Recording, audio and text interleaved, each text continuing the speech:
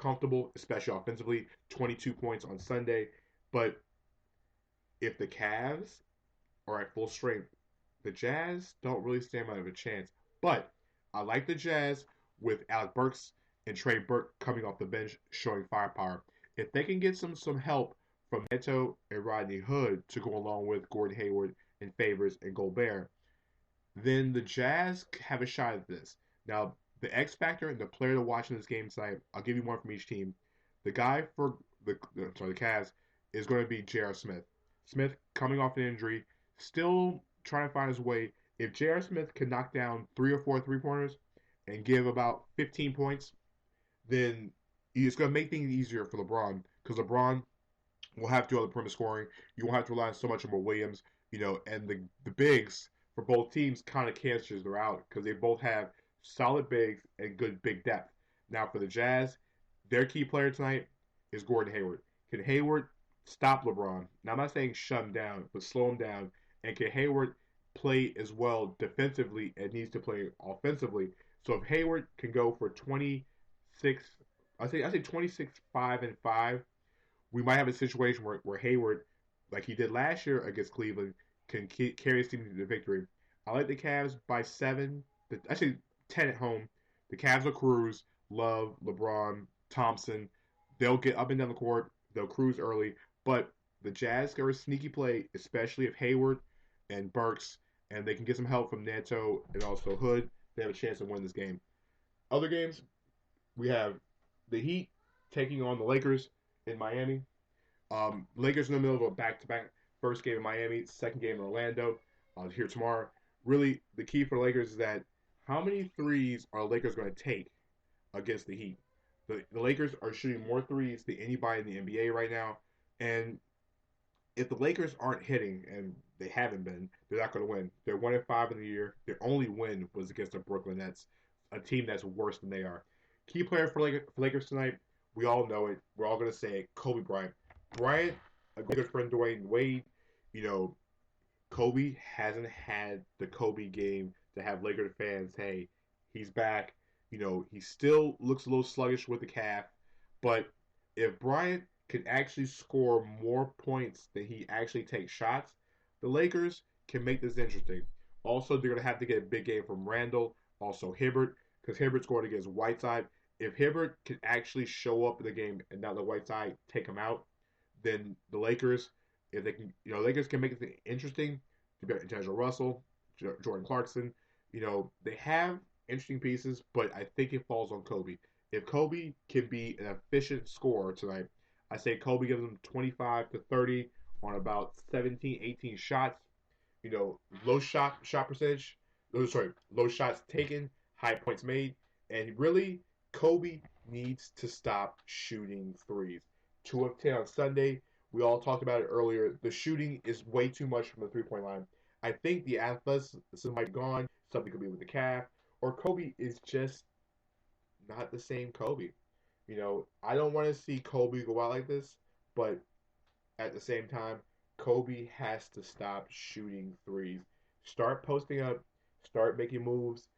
I don't know. Figure out something that's not a 3-pointer. It's different if Kobe was like Ray Allen out there, or even a solid 3-point shooter, but he's not. I think he's shooting under or right around 20% from the 3-point line. That's not effective basketball, especially when over half your shots is from the 3-point line. For the Heat, key player tonight, of course, Chris Bosh. Bosh 23-8 on Sunday in the huge win against Toronto. If Chris Bosh is giving you that type of performance every single night, as well as hitting the 3-point shot, he's the guy to watch. And I think I'm going to take my lock of the night. I had for Moutier last night. I think Goran Dragic goes for his best game of the season. 16, 5, and 5. I think he breaks out of the slump. And I think he starts showing Heat fans why he was paid all this money to be a max level type of point guard in Miami. OKC in Washington tonight in the nation's capital. As we all know, the game is called the Welcome Back to DC Kevin Durant pre-party. The Thunder lost 2 games in a row. The Wizards didn't look good over the weekend, getting blown out twice by Boston and Atlanta on the road, which go back home. The key for this game for tonight for Washington is that when you can guard Kevin Durant, you have to find a way to stop Russell Westbrook.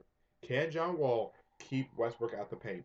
Also, can the Wizards' bigs keep Enes Kanter off the glass and not scoring points in the paint? If Westbrook is getting to the paint, it's going to be easy baskets galore. And really, Kevin Durant against Porter is not exactly the easiest matchup because Porter is very long and very athletic.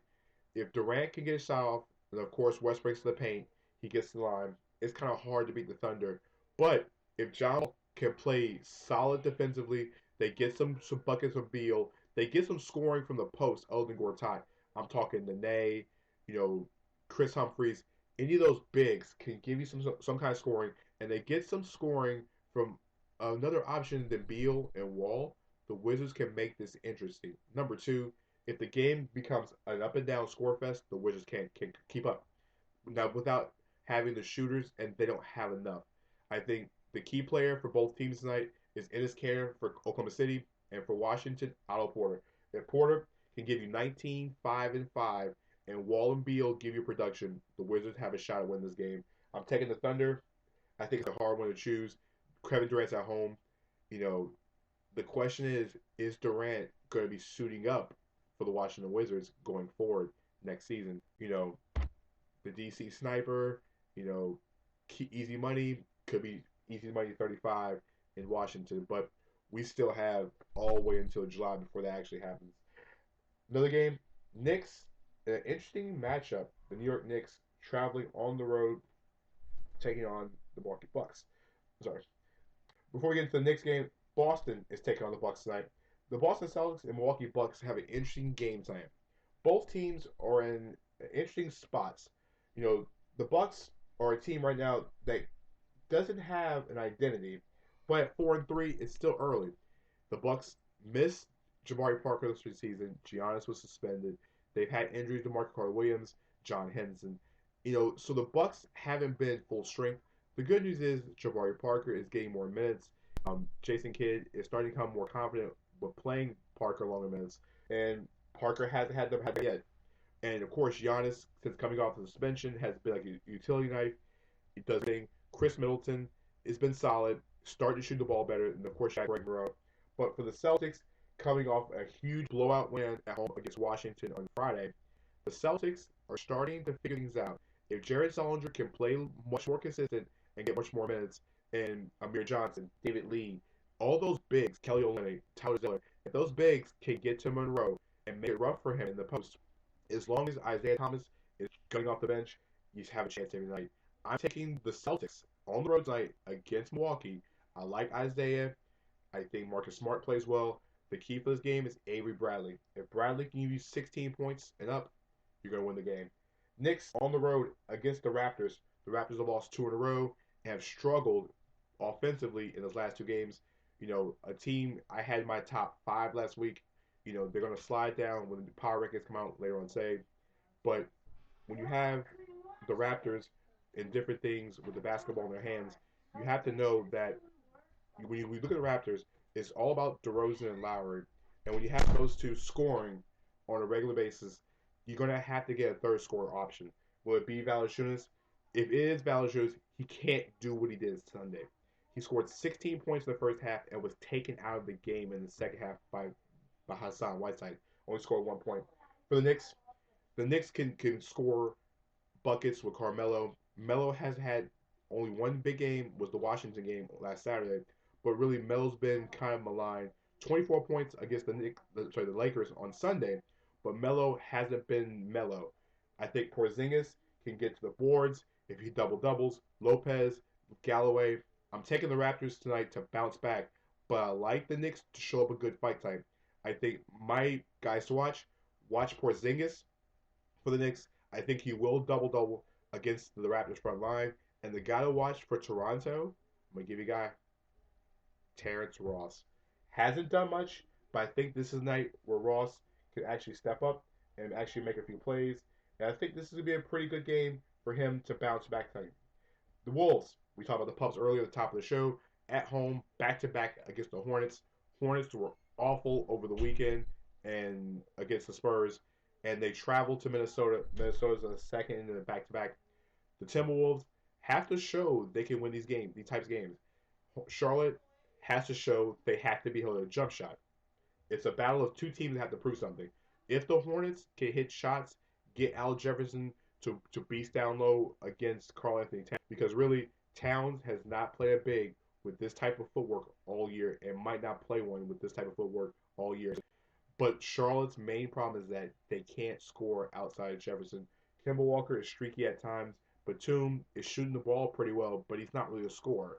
So if Charlotte can get some scoring help from Lamb, Jeremy Lin, and find either Zeller or somebody Kaminsky to score, then they got a chance to win. But I'm taking the Pups at home. I like Wiggins. I like Martin. Martin's back from his leave. And I think Towns puts up 20 and 12 on the Hornets' short line. And the final game of the night, Dallas takes on the New Orleans Pelicans. The Pelicans, the only team in the NBA outside of Brooklyn that hasn't won a game. But the Pelicans have an excuse. They haven't won because they're just not healthy. They just lost Kendrick Perkins, and they had to sign Jimmy Fredette. Yeah. I like Dallas tonight. Anthony Davis is going to have his best game of the season. Yeah, I know. I'm thinking Dallas, but actually, you know what? I'm taking the Pelicans tonight. Davis will have a huge game tonight. And Davis hasn't had that 35 and 15 game yet, the standout performance, because really the Pelicans have been not healthy. No Tyreek Evans. Drew Holiday is just getting back. Gordon's been there, but Noah Sheik, no Perkins, now Quincy Pondex's out.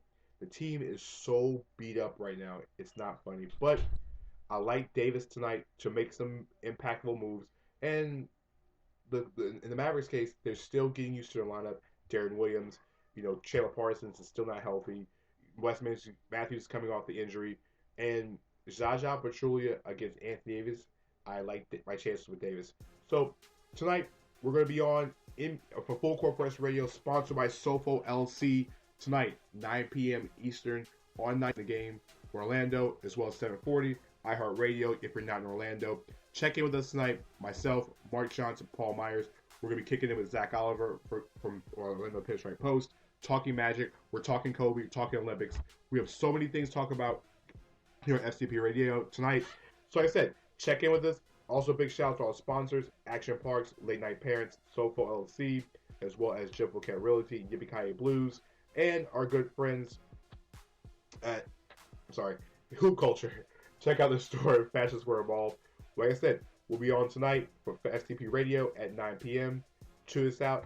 Also, check in with us on NBAFCPRadio.com. Great articles coming out today, as well as a Sixers talk about with Kurt Jenkins, as well as my power rankings. We'll be back tonight. Like I said, Full Court Press Radio, sponsored by Sofo LLC. We'll see you guys at 9 p.m.